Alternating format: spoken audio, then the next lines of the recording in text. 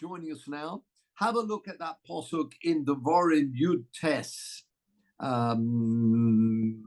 Actually, it's Yud Tes squared.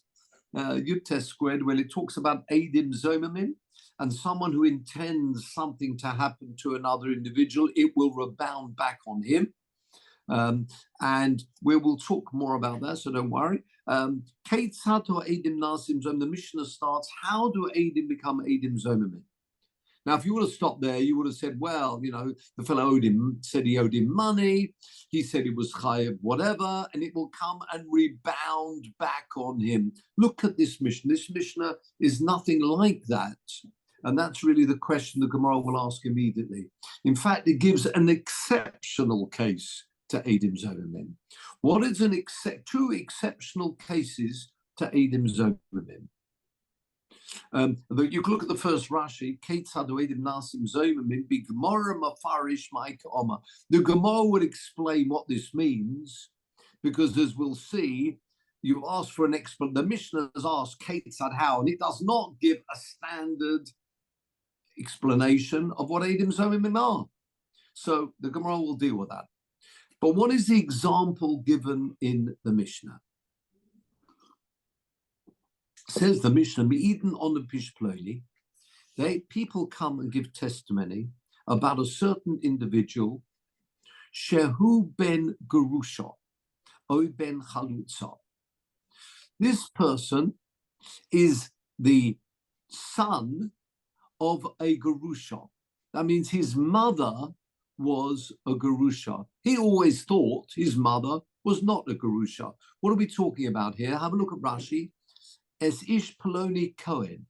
There's a certain individual who imagined he was a Cohen, but they're Eidim coming forward and saying, we know his mother, Shehu ben Gerusha, B'fonenu Niskarsha Ima. His mother is not, maybe everybody thought she was an almana, whatever. She, a widow, she is a divorcee, and a divorcee who marries a Kohen means that her children are not Kohanim. So, Shehu ben Gerusha, before, how do they know that? In front of us, Niskar Sho'ima, we were there when the divorce proceedings took place in front of the business, in front of the Bezdin, presumably. Koidem Shenoilat. Before he was born, because if the divorce happened after he was born, that's got nothing to do with him. If this person who thought he was a Kohen was actually the son of, and his mother was a Gerusha, then he is not a Kohen. Harihu Cholol Apostle, which means he is not a Kohen, is a Yisrael, but he's not a Kohen. So these people give testimony that this individual is no longer a Kohen. He can't have the rights of Kohuna and Truma. Any cover that goes to the Kohen will all be taken from him. Then they're found out to be Eidim Zomamim, which we haven't defined. We'll have a look at it in a second. O ben Chalutza. What is a ben Chalutza? His mother actually went through Chalitza process. What is the Chalitza process? Very sad indeed, where there are two brothers. One of the brothers sadly dies without children, but with a wife. That wife has the mitzvahs, talks about Yibum or Chalitza. Yibum means she marries the brother to perpetuate the previous husband. So therefore, she does Yibum, or she has an opportunity to do Chalitza. Chalitza means that she is not, or he is not taking up the Yibum that he could have done. Yibum means he's marrying that lady. He goes through the Chalitza process, and the Chalitza process is akin similar to Gerushin, in which case a Kohen cannot, or put it like this, the child of a Chalutza will not be a Kohen. So again, this person thought he was a Kohen. Now what's happened? Two Eidim are coming forward and saying, no, the mother, we know, we were there at the Chalitza proceedings. It's a very sad, as you can imagine. More often than not, it's with the younger people where sadly the husband's died, there's no children. I actually was once called upon, I was in a base medrash, and they needed a minyan for a chalitza. I remember it was in Dein Aaron Treusicher Zatzal, and next door they were going through a chalitza process. Very sad indeed. A young lady going through the chalitza process, and they needed some person for a minyan. Unluckily, I think really, I was sitting next door, and they asked me just to come in. It's very sad indeed, going through that chalitza process. But any child born up from this lady who is a chalutza, similar to a gerusha, of course, the pasuk in the Torah tells us that a child of a gerusha will no longer be a kohen. These Eidim are coming forward and saying about a particular individual that his mother is either a gerusha or a chalutza. And then they are found to be Eidim Zoimimim. So what would you have said? Assuming the Eidim are Kohanim, you would have said, based on the pasuk that we saw previously, 19 squared in Devarim, Ba'asisem lo kasher zomam lasos la'achiv. He wanted to strip this individual from his kahuna rights. The same should happen to him. Says the pasuk, says the Mishnah, Ein omrin ye ose ze ben gerusha ben chalutza tachto. We do not say that each one of these Eidim, and you can see Rashi says, Ein omrin im huzbu, third line down of Rashi, if they're found to be Eidim Zomimim, Vahein Kohanim, of course they have to be Kohanim. If they're not Kohanim, they will be Israelim anyway. So it's not relevant. But you do not say, even if they were Kohanim, that we will have this rebounding back to them and they will now be removed from Kahuna and just be Yisraelim. We don't say that at all. Ein omrin ye oseh zeh. This person should become a ben gerusha or ben chalutza tachtov. Elo loike arboim. This individual who came to court and wanted this other person, Aaron, who thought he was a kohen, to say, no, his mother is a gerusha or a chalutza, therefore no longer a kohen. We do not say that rebounds back to him. Have a look at Rashi. Ye'oseh zeh ben gerusha v'chalutza, the fourth line down. Lekayim bo, in order to uphold with him that pasuk that we've just seen previously, kasher zomam, as he intended to do to, in this case, Reuben or Aaron, or whatever his name was. Elo, but sofeg eswar boim. Sofeg actually means he sucks up. Very interesting Lashon. It actually means he gets stripes. He gets aboim makas, which actually means it's up to 40 lashes. Again, assuming the doctor says he can manage that. It would depend, of course, on his health. But he would otherwise receive stripes, these aboim makas, ubi Gemara mafarish Talmud. The Gemara explain why, because as you'd expect, it's got nothing to do, or so we think, with getting the reciprocal event. It should have really been that he should become a non-kohen. We don't say that. That's number one. Ela loka arboim. Second example in the Mishnah, another exceptional case. Me'idin anu beish ploni shu chayev liglois, or some people say lugolos, but probably better liglois, which means people come forward and say, we were there. Have a look at Rashi. Shechayev golos. Why should an individual be chayev to go to golos? What is Golus? Remember, there's more actually in this Masechta about that. Golus is the place where if somebody kills accidentally, have a look at Rashi, Shehora Gesad Nefesh B'Shogeg, someone who kills accidentally, goes to the Ori Mikla. These are the cities of refuge, owned, well, not owned really, but the Levium were living there. There are 6 in the main, but there's an additional 42, 48 places, cities where they can go. They must go, actually. In fact, the nearest of kin otherwise has the right, later on we'll see, the right to kill him if we're trying to get this person as part of his, we want him to have this humility. We want him to learn, and yes, it was an accident, but it's an accident. It doesn't mean it was an onus, means totally out of his control. Such a person doesn't go to Golus. Golus is for someone who kills accidentally, but in some way, maybe he could have prevented it. That's what Golus is for. We want such a person to live with these Levium, normally the great tzaddikim, the Levium, and spend time with them. And that way, hopefully, he'll appreciate life much more.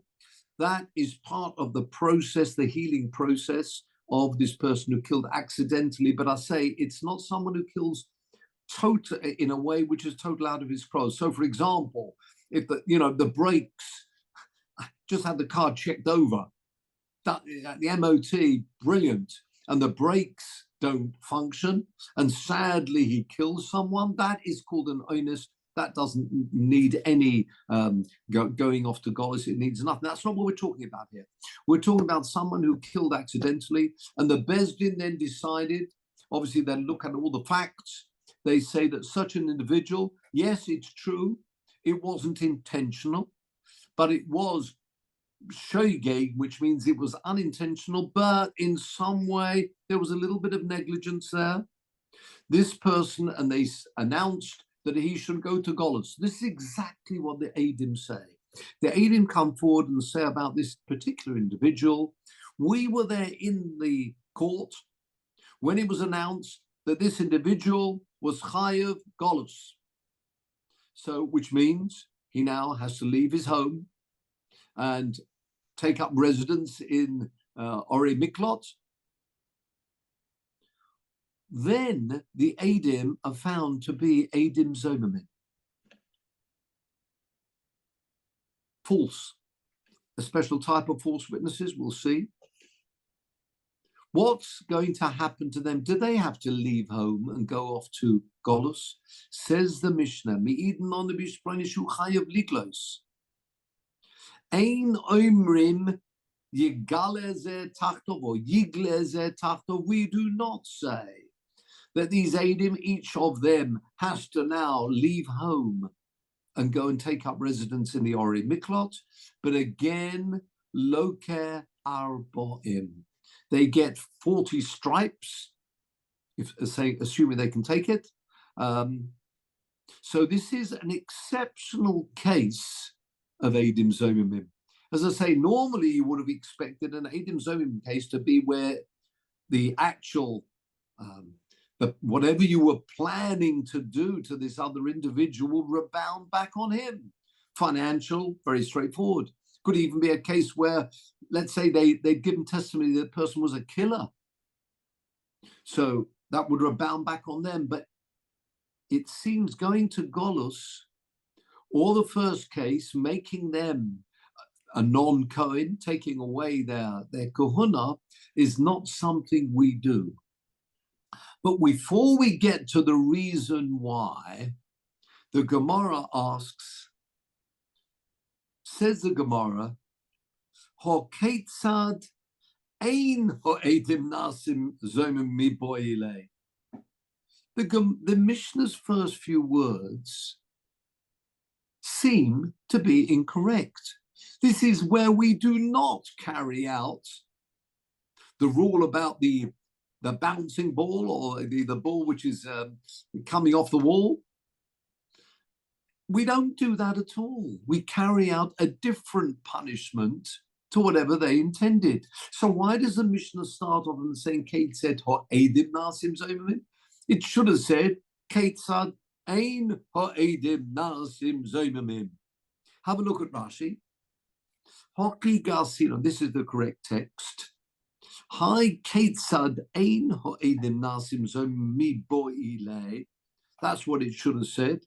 Now, it's good that that's exactly what we do have in our text. Clearly, there were some texts of Gemara which didn't quite have that lashon, which Rashi is now correcting for us. We've got that correct text. Va'oid. Let's go back to the Gemara. And in fact, this next line is also the correct text, I'm pleased to say, as you can see in Rashi. Va'odik toni lekamon avl omer lehem. There's a second question the Gemara will be asking. And for that, we need to turn to the second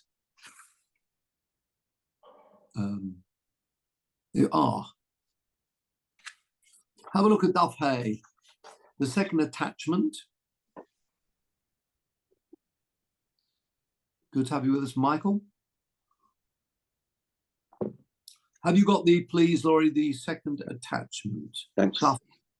Thank you very much.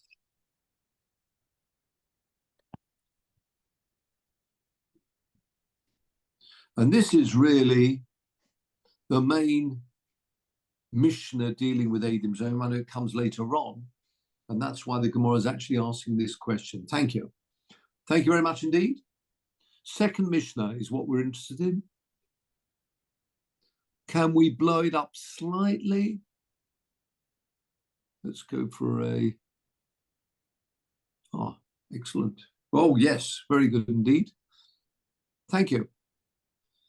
Second Mishnah of this page, of this Talmud.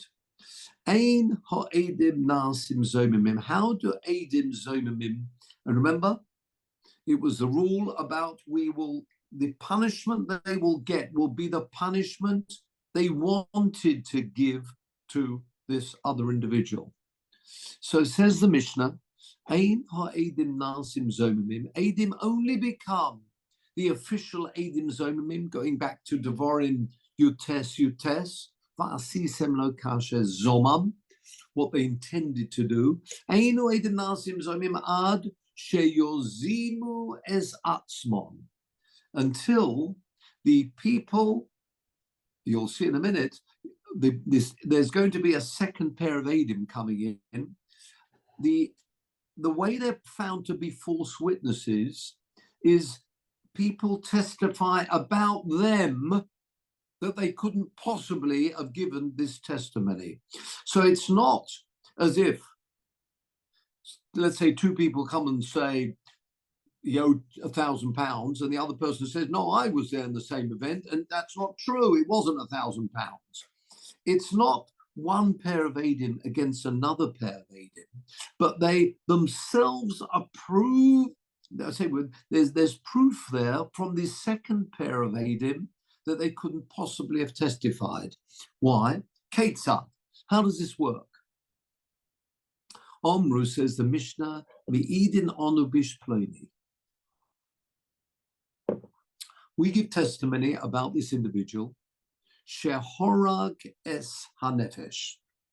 We were there where this individual sadly killed another individual. Maybe we warned him. We know we saw him pull the trigger. Okay. Now, Omru lohem. They say to them, the second pair of Eidim say to them, what do they say? Omru lohem heich atem me'idim. So two Eidim come and say that Reuven killed Shimon. Two other Eidim come along and say, how could you give this testimony? Shaharei neragzeh, this person who was killed, or ahorigzeh, or the one who you're saying was the killer, hoyo haba or hoyo imonu osa hayom b'mokum. He was with us somewhere else. Says the Mishnah, Ein Eidu Zodim. That is not what we're talking about, because there's a disagreement about what took place, correct? Now, do you remember when we saw the Posuk? The Posuk says about Edim Zomimim, and it was an individual lanos by sorrow. Sorrow means, but losot means to move away. They're proving that the Edim couldn't give that testimony. That's what you want in Edim Zomimim. Continue the Mishnah. Avalon, but if they say Lohem to the first pair of witnesses, Heich, beginning of the line, Atem Me'idim, how can you give this testimony? Shahare Atem Hayisem Imonu Oisa Hayoim Bamakom Ploni. You were with us on that day somewhere else. Says the Mishnah, Hari Elu Zomimim. That is what is classified as Edim Zomimim. Edim Zomimim, as we saw in that Posuk, is where not that they're giving the second pair of Edim to disprove the first pair, are not giving testimony about the event that happened. The person who was involved, the person, if someone was killed, the killer, about the event that took place. That's not what they're talking about. The second pair of Edim, as we saw in the Posuk, it's something which is the Edim approved to be sorrow. Sorrow means to be moved away, pushed away. It's spurious, this Edus, because the Edim were not there. That's what Edim Zomim is all about. Edim Zomim means that the second pair of Edim are testifying, maybe this event did happen. Maybe Reuven did kill Shimon. Nothing to do with us. But one thing for sure, you couldn't possibly have given that testimony. You can give the testimony, but you can't possibly know about this because you were somewhere else with us playing golf. How could you say that you saw Reuven kill Shimon? That is called Edim Zonamim. Are you with me? So what we're saying there is back to this point about the sorrow. It's testimony which is Edim Zomamim they only become Edim Zomamim if you're testifying about the Edim themselves. Second point, why we believe the second pair, that's for later on.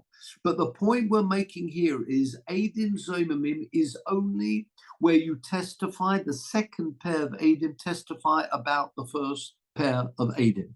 Are you with me? In which case, we can now go back to our Gemara. Are you with me? Let's go back to the Gemara again. Mervyn has his hand up. Right, okay. Mervyn.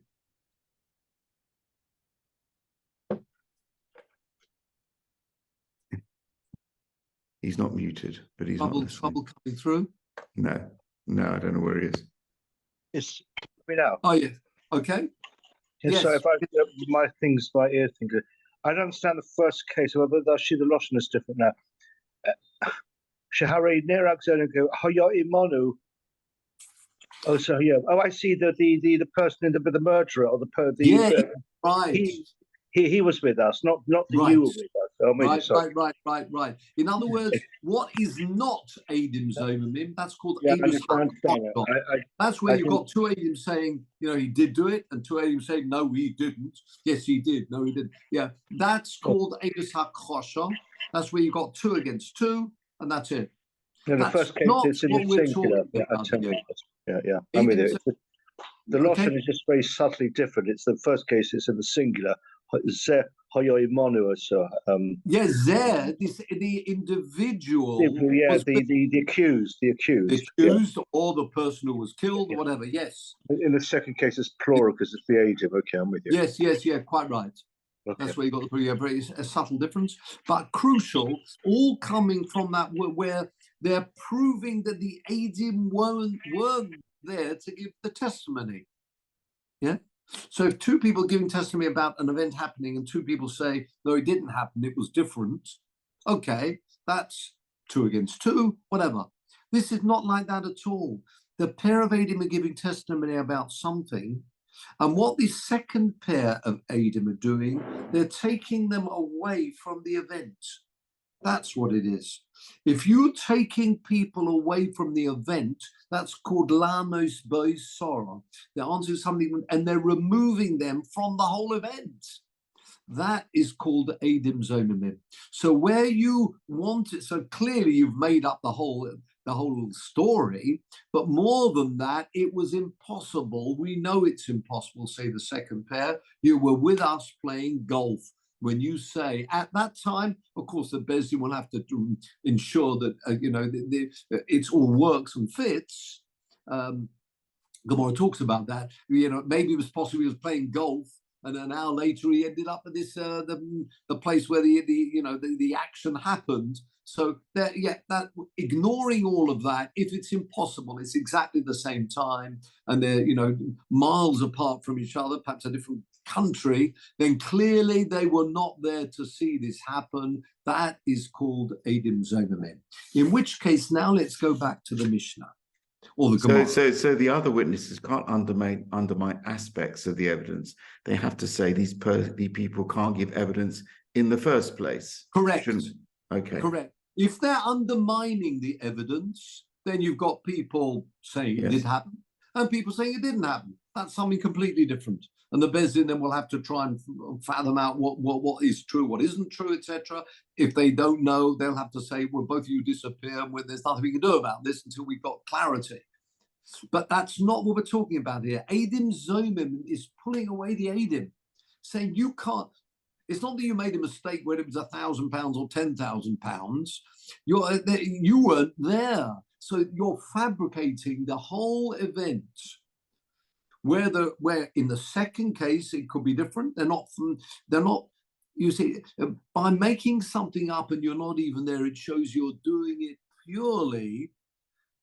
And you can say when the person wasn't there at all, they're giving testimony which didn't take place. And on that occasion, we will use this rebounding rule, and it will come back on them. So now let's go back to the Gemara and see the two questions that the Gemaras are asking on the Mishnah. So quite amazing. Start off with a Masechta. Started with Keitzid Oedim Nasim Zomamim, and we've got two questions against this Mishnah. Wonderful way to start, but that's what it's all about.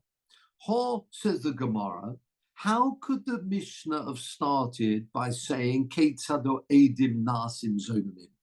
So what's the first question? It should have asked the question, can you please give me an exceptional case of Eidim Zomamim, where they actually do not carry out, the person going to Golus does not go to Golus, he gets Malchus, that's exceptional. Yeah, he gets a punishment, but it's an exceptional case where you do not carry out what he intended. That's question number one. Question number two. The wording Keitzad Oedim Nasim Zomamim fits with that Mishnah we saw in Daf Hey. How do Eidim become Zomamim? We're not looking for a case here. We're looking for what are the mechanics that mean you've got Eidim Zomamim.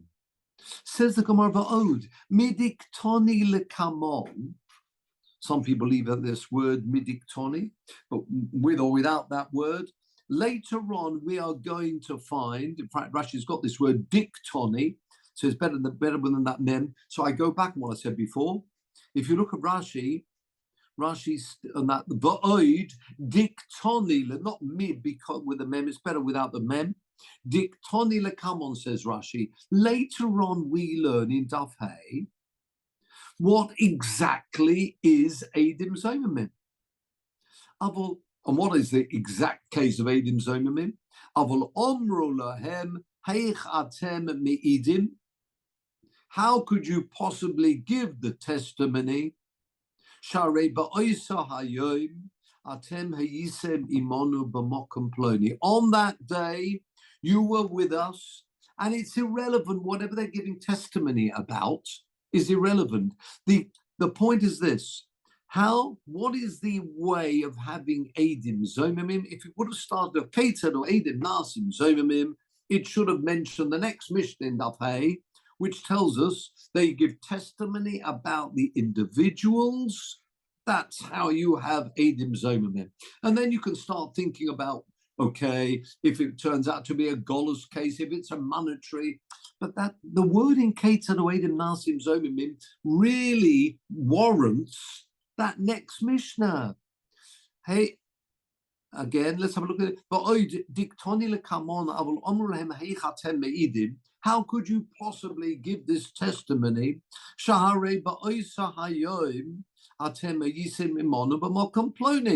On that day, you were with us somewhere else. That is the case of Hari Elu Zomimim. Leave out the brackets, round bracket. Let's have a look at the Rashi, please. Va'oid. Second question, my ko boy tano. What does this Mishnah want? Ketzad nasim zomim. How do you become? Nasim, the translation of the word nasim means how do you become Eidim Zomim? Not how do you have the punishment. That's not what we're talking about in the word nasim. How do Eidim become Eidim Zomim? And for that, we've got another Mishnah which tells us the technicalities of how it works. Carry on the Rashi. Hokatoni lola, come on. That point, how Eidim become Eidim Zomimim, is clarified in the later Mishnah. Nothing to do with this Mishnah. The wording here doesn't make sense. Hokatoni lola, come on, says Rashi. Ketzad din Zomimim. How does it work, this rule of Eidim Zomimim? Diktoni b'masnisin, which is mentioned in the Mishnah. And what is the way it works? Avul omru lohem, if the witnesses say, omru lohem hamazimim. What's the mazimim? Mazimim is those people who are making the first pair of Eidim. I'm doing the Rashi again. Beginning line is b'masnisin, the Rashi. B'masnisin avul omru lohem. If they, the second pair, omru lohem hamazimim. The mazimim are the second pair who are making the first pair into Eidim Zomimim. How could you possibly give this testimony? On that day you were with us elsewhere. We were in Bournemouth. They're playing 18 holes in Bournemouth. Etc. So the Gemara's got these two questions. I think it's pretty clear now what's going on. First of all, even if you're talking about a case of Eidim Zomim, this is exceptional. It actually doesn't happen. You do not carry out what they planned. Why don't you carry out what they planned? Leave that for the Gemara. But at least the wording of the Mishnah doesn't seem to make sense. And secondly, this is not the way to become Eidim Zomim. It's a, if you like, what do we do after they are Eidim Zomimim? But it's not the word in Ketzad or Eidim Nasim. How do they become Eidim Zomimim? That's the next Mishnah. Okay, so we've got these two questions. And I'm afraid with a couple of minutes left, we ain't going to actually get to the answer here. But the Gemara, in a word, will say, yes, this Mishnah is following on from a Mishnah that we learned in Sanhedrin. We actually haven't, but the Mishnah that appears in Sanhedrin. Without going into full details, Tona Hosom Koi. This Mishnah that we've got here is actually a continuation. And they're beautiful. If you're learning Mishnayos, you can see how one Masechta follows another. And the previous Masechta to Makkas is Sanhedrin. And we'll see there, it's talking about Eidim Zomim already, not the main place, but there's an example there about Eidim Zomimim. And therefore, our Mishnah follows on from that Masechta. And that's why we're already quite happy to talk about cases of Eidim Zomim, because it's already been mentioned in that previous Mishnah. just a quick look at the 2 lines of Rashi. Hosom koi mi Sanhedrin. Now, we haven't explained in any way how it flows, but that we'll have to leave for another occasion. Hosom koi mi Sanhedrin solik. Solik means go up. It continues on from the Masechta in Sanhedrin. The Snan that we've learned over there. Bishilhi Elohein hanechanokim. At the end of that perek, where it's talking about one of the, of course, there are Arba Misas Bezdin, the 4 types of Misa. One of them is called Chenek. Dehu Siyuma de Sanhedrin. It's right at the end of Masechta Sanhedrin, according to the way the Mishnayos are set out. And where it talks there, de Yesh Zomemim, where it's already talking about when it talks about Chenek, we'll have to understand this a bit more, it's already discussing ways of Eidim Zomimim, and therefore our Mishnah follows on from there, as we'll find next time. So therefore, I'll say something to just wet the appetite, I should say, before we actually get into the details here. So a couple of points. We have not seen the reasons why this is the case. We've seen the Pasuk. We've seen, if you like, exceptional cases. The Gemara is going to tell us that it flows on from the previous Masechta. How that works is something we will have to wait for next time. And with that, gentlemen, we've hit the 11 o'clock. So thank you one and all for coming. I think there seems to be less people. Shall we have a break next week? What's the general feeling? If we can come off mute, everybody. I don't know. Oh, everybody has to come off themselves, do they? Give them to the. It seems. I'm coming back on myself. I'm getting. Oh, that's better. Yeah. Yes. Good to see you, Malcolm. Like the music there. Should we have a break next week? What do people want? Should we have some hands up? Should we have a hand up if we want the shiur? Well, I know everybody wants the shiur. Mm-hmm. Should we have a hand up if people can attend next week? If a yellow hand, if we got. Oh, you can show a yellow hand. Oh, I don't know how you do it. The people do it. Or should we have a week off? What's the issue? Is it because of New Year, you mean? I mean, if people, are not going to be here. I mean, Peter's back next week, so he'll be able to host it. I won't be. I'm almost certainly not around next week, unfortunately. Okay. But I may be able to make it, but not sure. Okay. The others, do we want to have a shiur? Malcolm, you're happy with a shiur next week? I mean, I'll be somewhere else, but I'll probably be online. So you will be online. Where, Robert, where there's internet. I'm happy to have it next week. Yes. Yeah, I'm okay. I'm okay. Fine.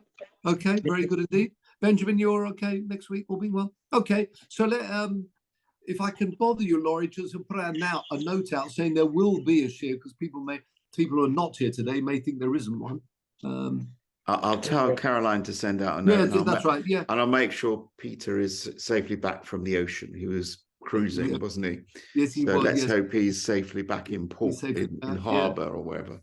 So right. I think he was coming back on. I think it's round about this week. I think maybe later on in the week. Yeah, maybe tomorrow or something. Let's just close on Wednesday, I think. So it's probably tomorrow. It's probably there. Yeah. Okay. Very good indeed.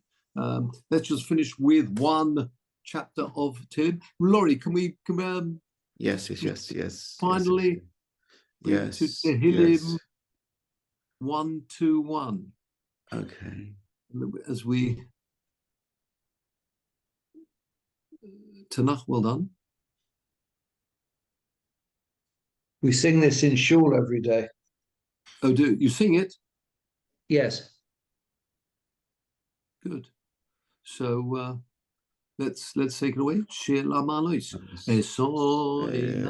Enayel Harim. May I in your words Ezri עושה שמיים וארץ, ייתן לעוז רגליך, שומרך, הנה ינום לא יישן, שומר ישראל. Adonai Adonai shomerecha, Adonai tzidkecha al yad yeminecha. Yom Yom HaShemesh lo yakecha V'yarei Layla. Adonai yishmerecha mikol ra, yishmo es nafshecha. Adonai yishmo secho v'ohecha v'yata